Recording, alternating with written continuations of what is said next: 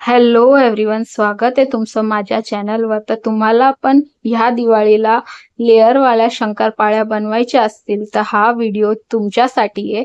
तर चला आता आपण रेसिपी पाहूया।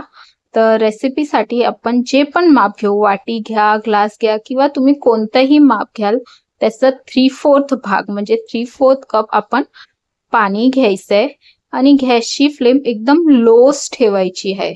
आणि तितकंच 3/4 कप आपण साखर घ्यायची आहे। तर ही आहे ना जी नॉर्मल आपण व्हाईट शुगर आहे तीच मी घेतली आहे आणि हे पूर्णपणे मी आता पाण्यात घालते। त्याच्यानंतर 3/4 कप सारखं तूप घ्यायचंय आणि हे मी मेल्ट करून घेतलंय। तर हे तिन्ही जे जिन्नस आहे आपण जे घातले इन्ग्रेडियंट्स त्या सर्वांचं माप एकसारखंच घ्यायचंय आणि ह्या मिश्रणाला आता लो फ्लेमवर साखर विरघळेपर्यंत आपण गरम करून घ्यायचंय। तसं मध्ये मी चमचा फिरवते आहे म्हणजे साखर खाली चिकटणार नाही। आणि आता साखर तुम्ही पाहू शकता पूर्णपणे विरघळली आहे। तर आता आपण गॅसची फ्लेम बंद करायची आहे आणि त्याच्यामध्ये आता आपण इलायची पावडर टाकायची आहे। ऑप्शनल आहे पण त्याच्याने खूप छान चव येते आणि थोडंसं चवीपुरतं मीठ घालायचंय।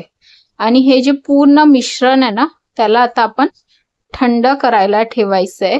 तर थंड करण्यासाठी अशा रीतीने मी परातीत हे मिश्रण आहे ते मी काढून घेते। आता 1-1.5 तास सारखं झालं असेल आणि हे मिश्रण पूर्णपणे थंड झालंय। आता आपण त्याच्यामध्ये मैदा टाकायचा आहे। तर जी वाटी घेतली त्याप्रमाणे ह्या 4 वाट्या आहेत म्हणजे 500 ग्राम सारखा मैदा आहे आणि हा मैदा मी चाळून घेतलाय आणि हा मैदा आपण आता टाकायचा आहे ह्या मिश्रणामध्ये।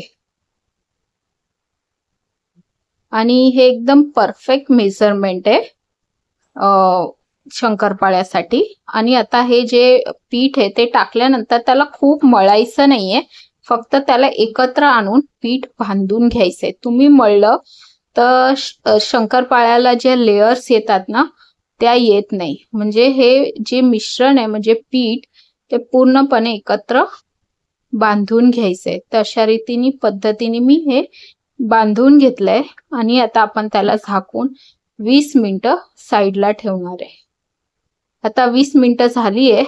त्याच्यानंतर हे मिश्रण आहे जे थोडंसं असं सुट्ट वाटेल पण ते बरोबर बाइंड झालं आहे आणि आता त्याला व्यवस्थित बाइंड करून आता आपण त्याचे 4 भाग करणार आहोत।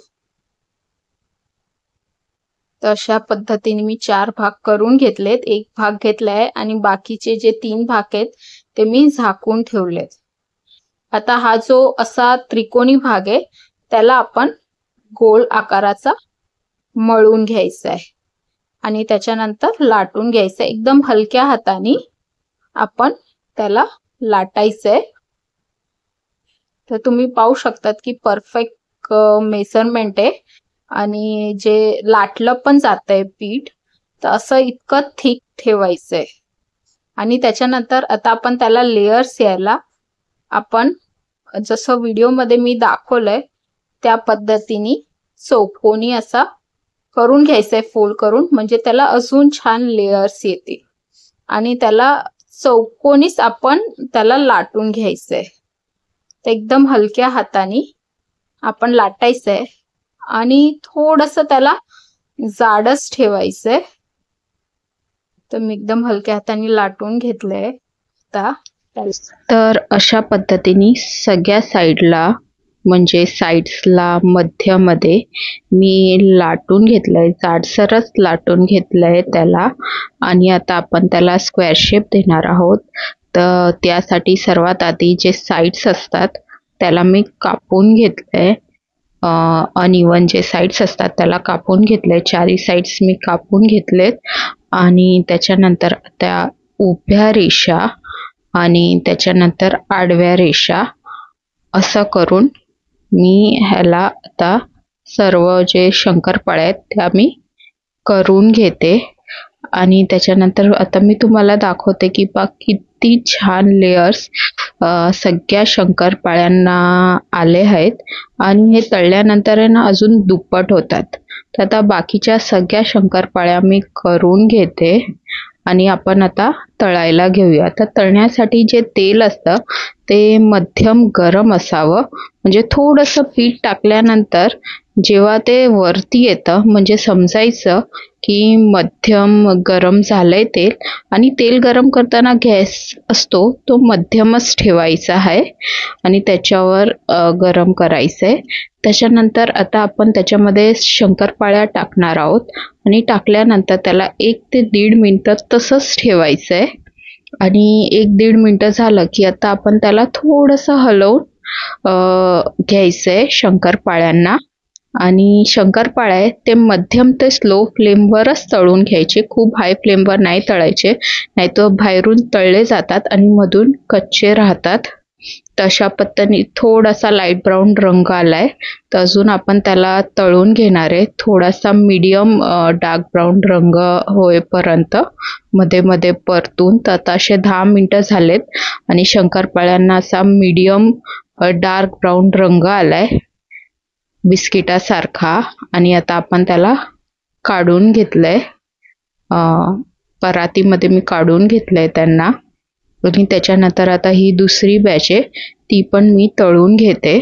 आणि शंकरपाळ्या झाल्या की नाही तर जेव्हा शंकरपाळ्या होतात ना तेव्हा अशा खालच्या जो कढई असते त्याच्या खालच्या भागाला अशा त्या स्टेबल होऊन जातात, म्हणजे समजायचं की शंकरपाळ्या झाल्या आहेत. आता ह्या सगळ्या शंकरपाळ्या मी तळून घेतल्या आहेत आणि एकदम थंड करून घेतल्या आहेत. आणि मी तुम्हाला असं तोडून दाखवते की किती छान अशा क्रिस्पी आणि खूप लेयर्सवाल्या शंकरपाळ्या अशा झाल्या आहेत. आणि ह्या जे शंकरपाळ्या आहे ना ते पूर्णपणे थंड झाल्यावरच मी डब्यामध्ये भरून घेतले. आणि आता मी तुम्हाला दाखवणार आहे लेयर्स. तर हे पहा, जसं मी दाखवलं होतं आधीच्या व्हिडिओमध्ये की कापताना त्याच्यानंतर हे दुप्पट झाले आहेत तळल्यानंतर आणि खायला तर खूपच अप्रतिमच लागतात. तर नक्की तुम्ही ही रेसिपी ट्राय करा आणि मला कॉमेंट सेक्शनमध्ये लिहून कळवा की कसं झालं. तर thank you everyone for watching this video. See you in the next video.